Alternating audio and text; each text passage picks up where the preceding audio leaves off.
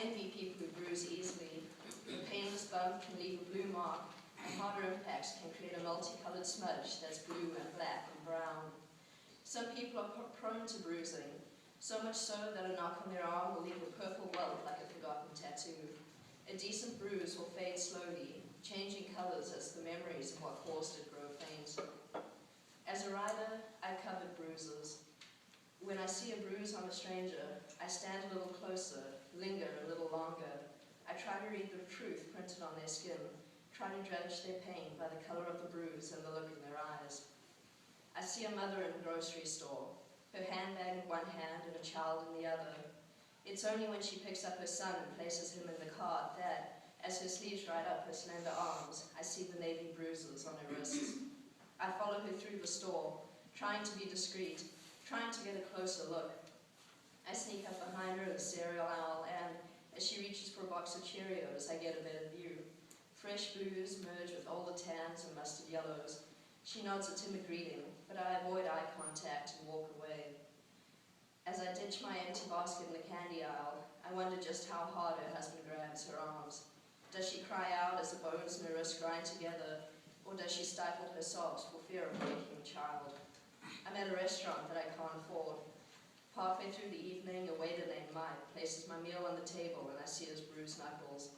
The peaks and valleys on his left hand are mottled slate blue and grey. I look at his face for the first time since I ordered my drink and notice a small cut above his eyebrow. It's half an inch long and dried to a thin black crust. But in the dim light, I see a small fresh drop of blood hanging off the tip of the gash where he's cracked the scab as he washed for work.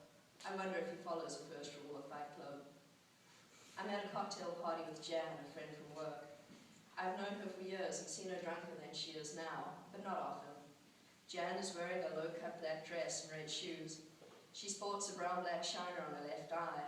Jan's sloshing her drink on a new co-worker, her arm draped over the poor girl, pinning her to the sofa cushions. This girl is too new to know that she won't offend anyone if she stands up and lets Jan fall off the couch. We've all done it before.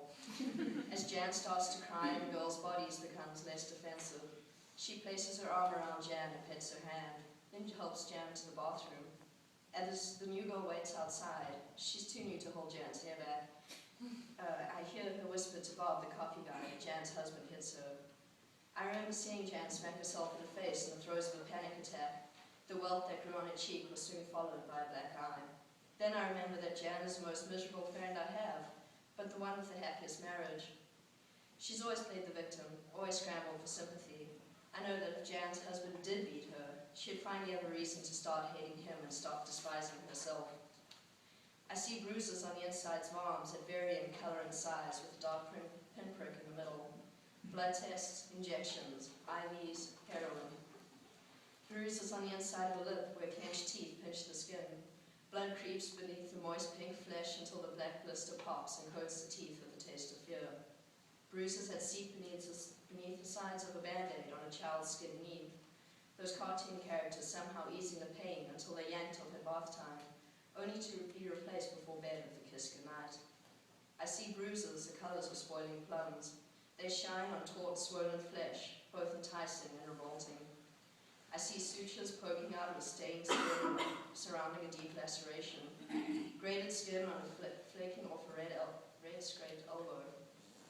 Bruises that stretch across chests from left shoulder to right ribs. Bodies the colors of bruises that wash up on riverbanks and shores.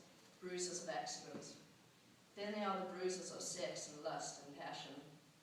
I've come home with Susie after curfew, and the scarf she's wearing doesn't cover the hickey that's creeping up her neck. As she blushes, the light blue bruise is overrun by a flush of red, and it turns the pale shade of purple that comes from sticky fumblings in the back seat of a car.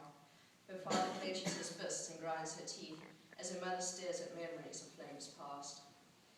I follow a couple into an adult store and watch them lean hip to hip as they browse through DVDs. His hand touches the small of her back, circling around her spine in widening motions. I'm transfixed as I watch her shirt lift a little higher, revealing the crisscross bruises on pale white skin. She whispers in his ear. He presses his hand hard against her back, and she turns her wince into an embrace. And, as the lines on that woman's back turn her skin to patchwork, I see bruises that leave patterns. Perfect circles imprinted on thighs where cleats had tried to break through skin. 90-degree angles from the corner of coffee tables, door jambs, and belt buckles. And then the bruises on the buttocks of a child, rounded but tapered to a line where a mother, after too many hours cooped up in a house filled with dishes and laundry and dust, lost her temper with her wooden spoon in hand.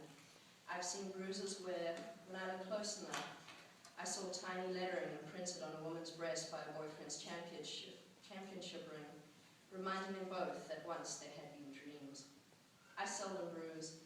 I've played contact sports and paintball. I've fallen both up and down stairs. I've jumped off walls, crashed bicycles, tripped over chairs. I've cracked my head on a rock, had stitches in my forehead, and popped my kneecap out of place so that it sat on the side of my leg like a growth.